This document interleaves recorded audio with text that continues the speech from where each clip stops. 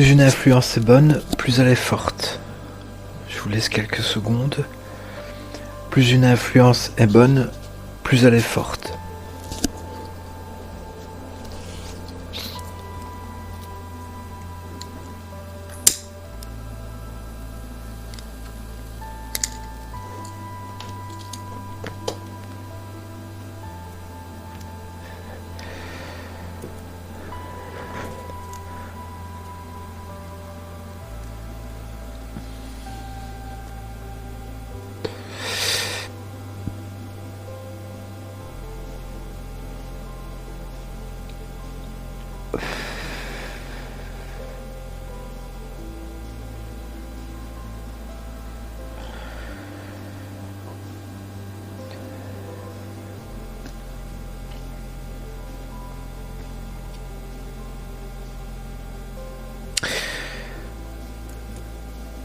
Alors j'en aurais peut-être une autre pour appuyer ça,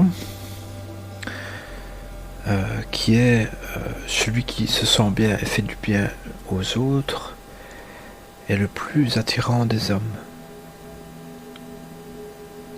Au-delà de l'apparence, de l'attirance, etc. Enfin de l'intelligence. Le moche, celui qui sent mauvais, l'idiot, le fou. S'il se sent bien et fait du bien aux autres, c'est le plus important. Et donc le plus attirant en vérité, il me semble.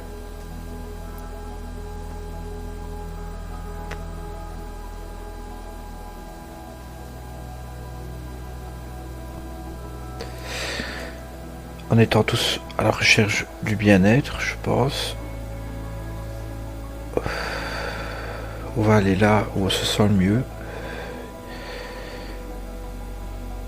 Vers les gens qui nous font le plus de bien.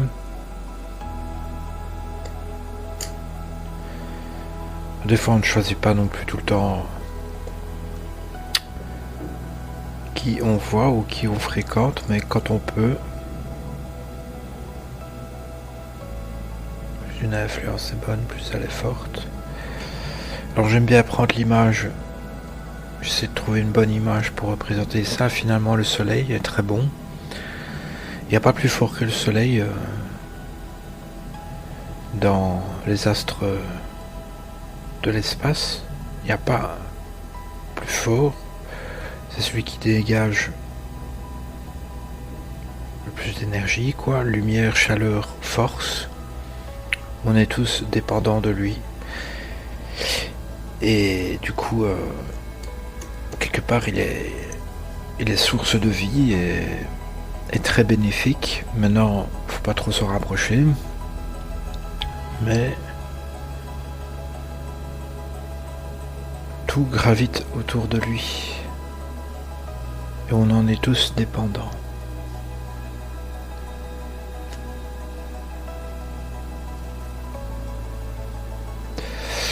J'aimerais peut-être prendre aussi quelques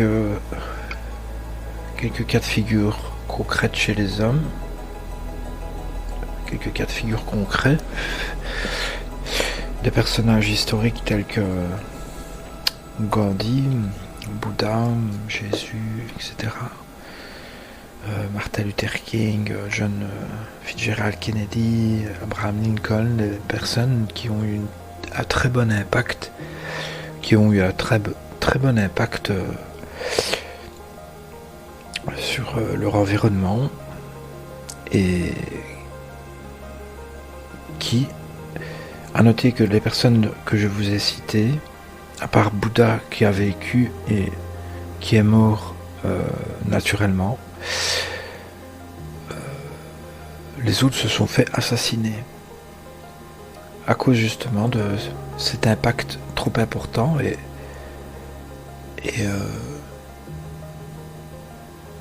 s'ils ont été si importants, c'est parce qu'ils étaient bénéfiques pour les hommes. Seulement, il y a toujours des esprits malsains cachés dans l'ombre qui attendent la bonne occasion pour frapper Ainsi les forces du mal perdurent.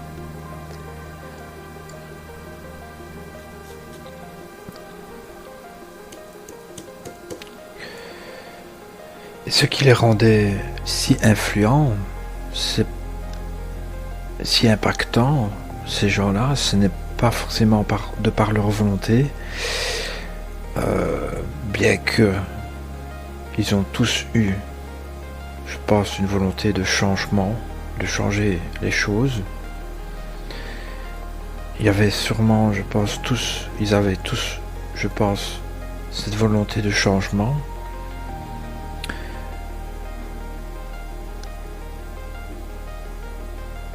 Mais c'est quand même plus les gens autour qui leur donnaient autant de force.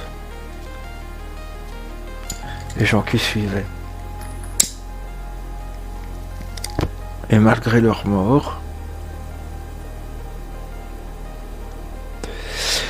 leur impact perdure, voire se renforce. Le fait qu'ils se soient fait assassiner peut révéler peut donner plus de poids à leur message.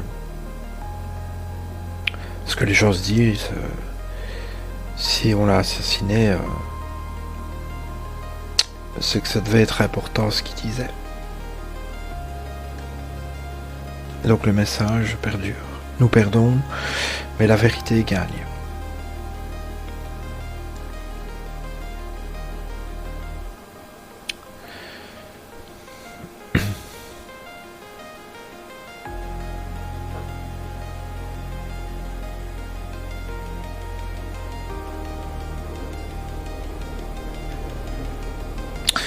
Alors bon, voilà, il y a aussi les phénomènes de mode, etc., les phénomènes d'influence.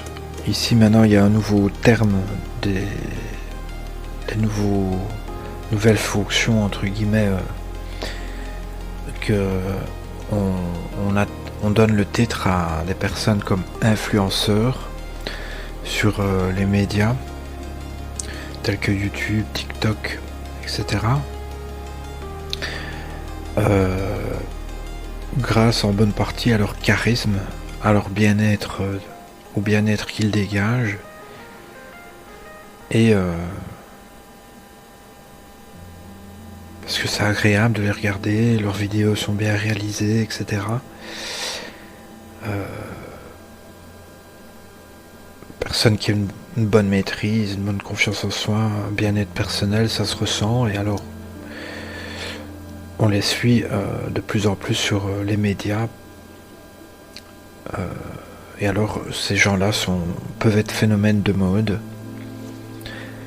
Si elle fait ça, je vais faire ça. J'ai confiance en elle.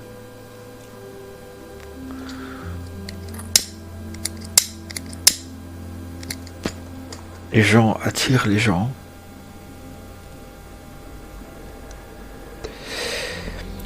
Les gens attirent les gens. La masse grossit. Et l'influence se renforce. Influence qui a pour origine peut-être qu'une seule personne.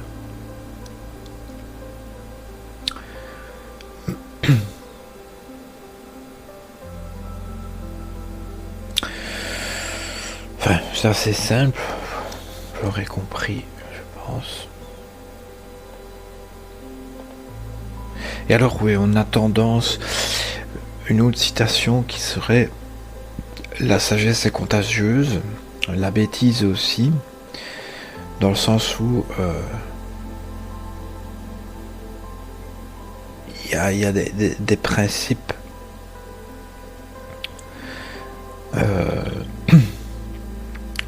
qui peuvent être liés à l'éducation, etc., importants, qu'on a considéré important, du fait que ça peut apporter du bien-être, de la force, l'évolution, etc. Et donc beaucoup de gens aiment l'appliquer. Et c'est une forme de sagesse parce que voilà, ça apporte de bonnes choses en nous.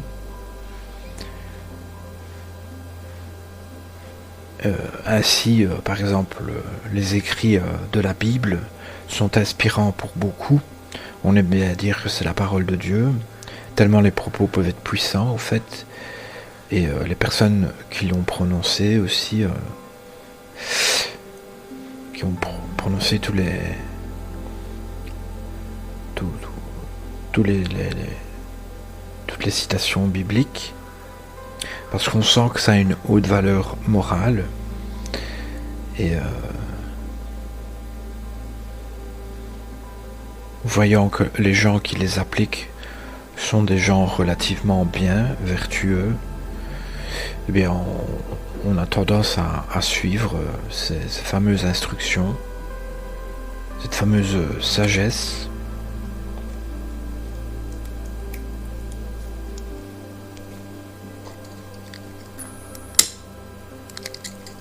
C'est pas pour rien que la Bible, c'est un livre qui a 2000 ans, qui se lit toujours, même si on n'est pas religieux, même si on n'est pas dans la foi et la pratique, etc.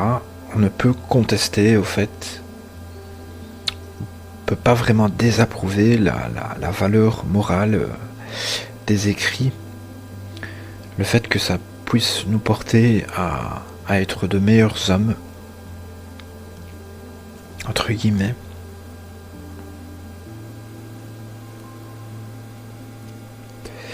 Plus respectueux, plus solidaire, plus noble, entre guillemets, noblesse d'esprit et de cœur. Ça nous inspire une certaine grandeur en nous. Alors, je parle de la Bible, mais plein d'autres écrits par des philosophes, en bonne partie, nous inspirent de la noblesse intérieure, entre guillemets.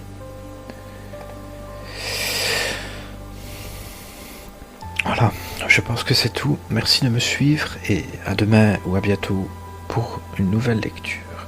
Et ouais, je vais essayer d'arrêter de dire suivre, mais plutôt attention. Suivre, c'est parce que bon, je